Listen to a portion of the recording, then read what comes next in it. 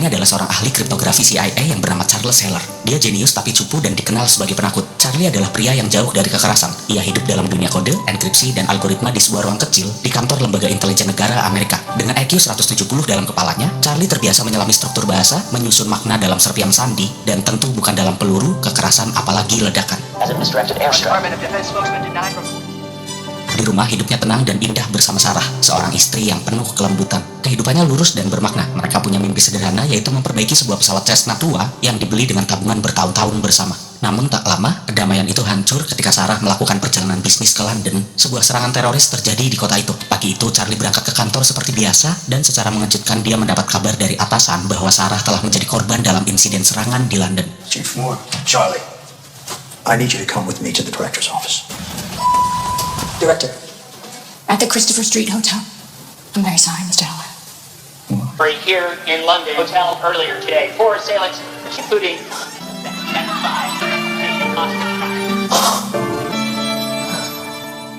Hari itu Charlie langsung pulang dan tak pernah tahu bagaimana caranya untuk sejenak tenang. Di rumah ia melihat berita bahwa pihak CIA bergerak cepat. Mereka menyatakan insiden itu sebagai kolateral atau bencana yang terjadi dan tak bisa dihindari. Tak ada penyelidikan mendalam, tak ada nama-nama yang diungkap, dan tentu saja tak ada balas dendam.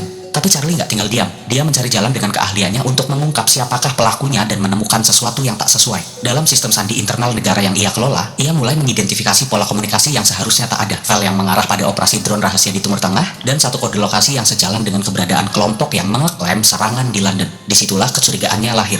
Dia menduga bahwa CIA sebenarnya tahu siapa pelaku serangan, tapi memilih bungkam. Charlie mencoba menunjukkan temuannya ke atasannya, tapi tanggapan yang ia terima cukup mengecewakan, bahkan mencurigakan. Kepala Deputi Direktur CIA yang bernama Moore dan analis senior bernama Caleb menyatakan tidak cukup bukti jika mendeklarasikan nama pelaku hanya dengan sebuah nama yang didapat dari hasil kriptografi. Mereka menyuruh Charlie kembali ke tugasnya, mengubur duka dan biarkan para petinggi yang menanganinya. But I processed all the CCTVs and the audio to give us a 360. This is Horst Schiller, former Armenian IO. Thank you. But everything, security of this country. Charlie tidak diam.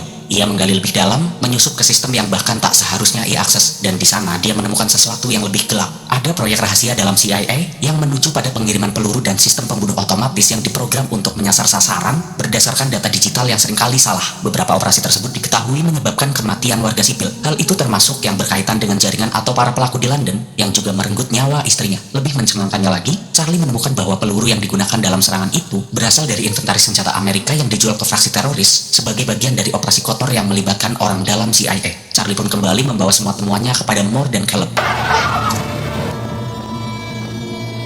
There's over 100 eyes on the cables. Same dates, same events. What are you talking about?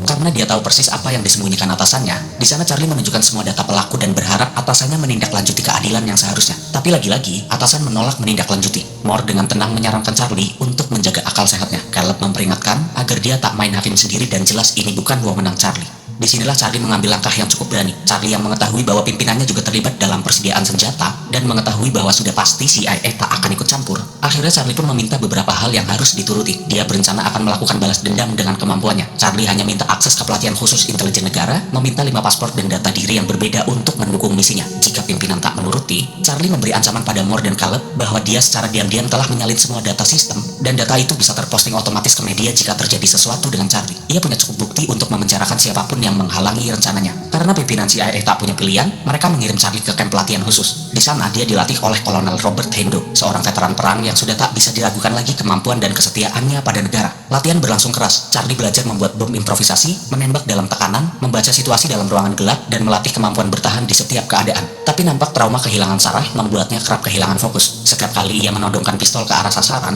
bayangan wajah Sarah muncul. Hingga waktu berjalan dan tak terasa 2 bulan berlalu, pelatih yang bernama Hendo menyimpulkan bahwa Charlie adalah pemikir, bukan pembunuh. Ia punya otak, tapi tak punya insting kebuasan. So, how do you plan to take them all out? That's what I need you to teach me. I'll teach you. Take it. Oh, come on, take it. Hey, now! Put your finger on the trigger.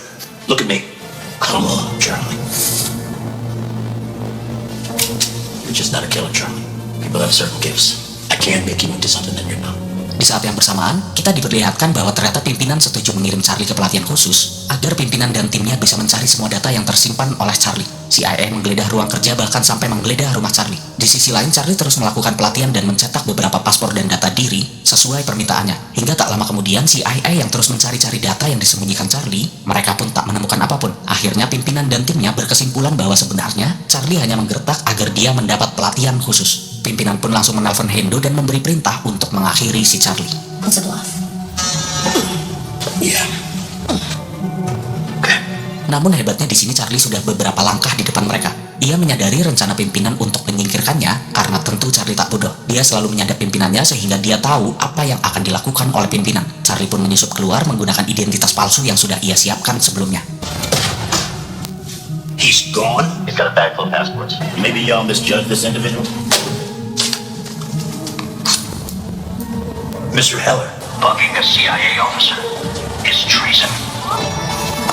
Langkah balas dendamnya dimulai dari dalam apartemen kecil di Brooklyn. Charlie sengaja datang ke sana karena dia telah mempelajari semua data terkait orang-orang yang terlibat dalam kasus di London. Dia mulai merakit peta digital, menyusun titik-titik kontak, dan menautkan ponsel seorang wanita ke dalam laptopnya. Wanita itu bernama Marwan, seorang mantan agen yang kini menjadi penghubung senjata di Eropa Timur, sekaligus tokoh bayangan dalam transaksi senjata yang bocor. Setelah mendapat lokasi di laptopnya, Charlie terus mengikuti dan mengamati setiap pergerakan Marwan. Charlie mencoba menyusup ke apartemennya, tapi dia tak mendapat petunjuk apapun yang bisa mengarahkan di mana lokasi penembak yang telah menghabisi istrinya. Akhirnya kini tiba di suatu hari di mana Marwan sedang menjalani tes kesehatan di rumah sakit. Tesnya tes yang kayak gini guys, sebuah tes yang dimasukkan ruangan kedap berlapis kaca. Tiba-tiba saat proses pengetesan, komputer yang sedang dioperasikan dokter mati. Dokter pun langsung mengeceknya keluar dan di saat itulah Charlie masuk ke sana dan menyamar sebagai dokter. Di sana dia memaksa Marwan agar memberitahu di mana lokasi si pembunuh dengan memberikan penyiksaan.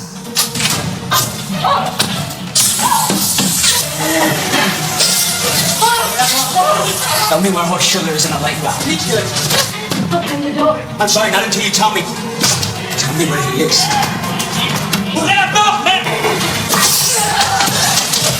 Tapi balik lagi, sebelum pergi, Charlie yang orangnya nggak tegaan malah melepas Marwan dari ruangan kaca. Sedikit perkelahian pun terjadi dan pada saat Charlie mengejar, tiba-tiba si Marwan ketabrak mobil.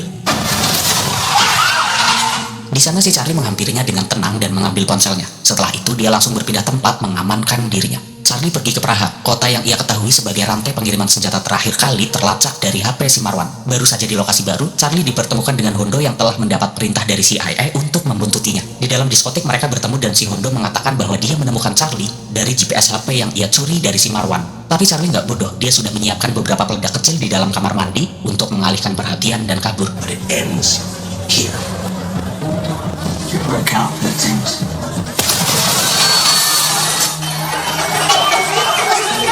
Mengetahui semuanya mungkin tak aman, Charlie mulai bergerak diam-diam. Ia menyuap satu mantan intel lokal untuk membantunya dalam misi. Intel yang akan membantunya adalah seorang wanita yang ternyata mantan suami dari seorang agen CIA yang dikhianati dan dibiarkan mati dalam penugasan. Wanita itu bernama Qualin.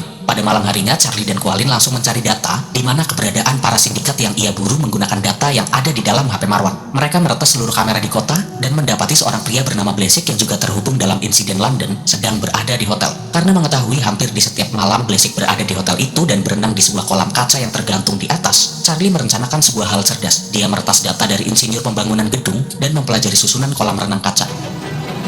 420 centimeters in total, rated 150 tons of water. Setelah itu dia menghitung semua dengan rumus dan mempersiapkan sebuah alat detonator yang berfungsi untuk menekan dekompresi udara yang terperangkap di antara dua lapis kaca. Setelah semuanya siap, pada malam harinya Charlie langsung datang ke hotel dengan bantuan Qualin yang mengawasi semua CCTV dari rumah. Aksi pun dilancarkan.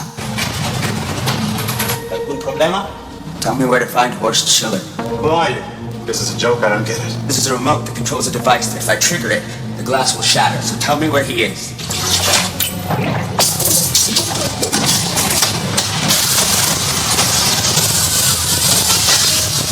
You should get out of there. Setelah itu ternyata ada si Hondo yang diam-diam juga mengikuti Charlie. Tapi dengan bantuan Qualin yang mengakses CCTV, Charlie pun bisa dengan mudah pergi dari sana menghindari si Hondo. Tapi nggak sesimpel itu. Charlie pintar dan tentu CIA juga pintar. CIA berhasil menemukan lokasi persembunyian Charlie dan Qualin dan tak lama langsung menyergapnya pada malam hari. Karena mereka sempat melihat dari CCTV, mereka berdua pun kabur lewat pintu belakang dan menaiki sebuah mobil. Tapi dalam kejar-kejaran yang terjadi, nampak si Qualin yang ternyata tertembak.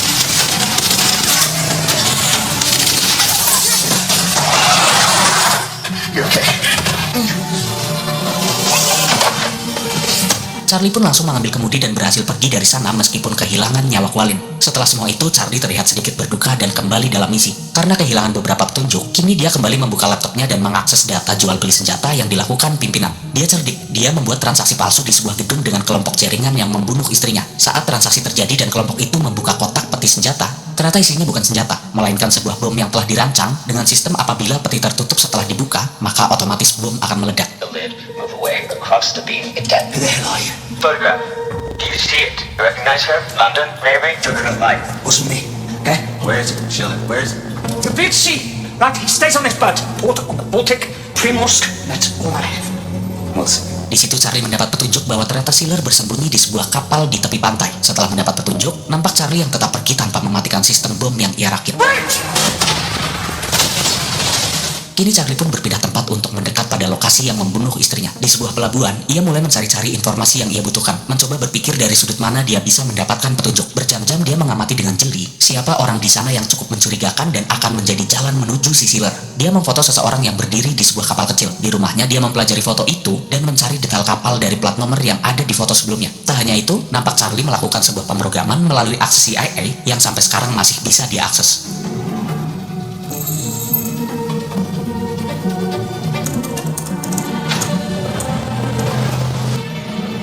Setelahnya Charlie kembali ke pelabuhan dan kembali mengamati. Namun tiba-tiba ada seseorang yang memukul Charlie dari belakang hingga dia tak sadarkan diri.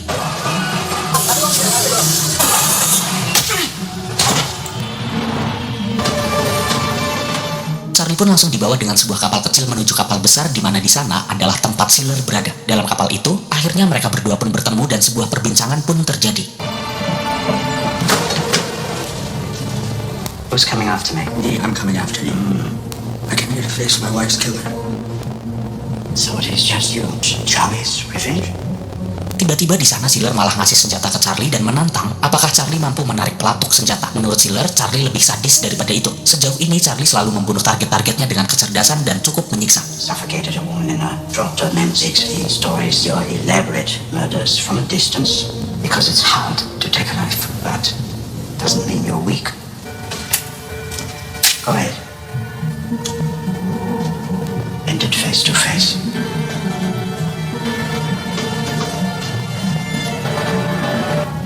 There it is. Charlie pun tak menarik pelatuknya, tapi dia melakukan hal yang lebih besar. Dia bukan hanya ingin membunuh si Schiller, tapi juga ingin menyiksa dengan caranya sendiri. Ternyata tadi pas Charlie mengakses data CIA, hal itu bertujuan untuk membajak dan menyuntikkan sistem pilot digital kepada server kapal dari jarak jauh. Sistem itu bisa dikendalikan dari jarak jauh menggunakan sistem GPS. You invited me in, and my watch, so I'm the transmitter. This name gave them this location.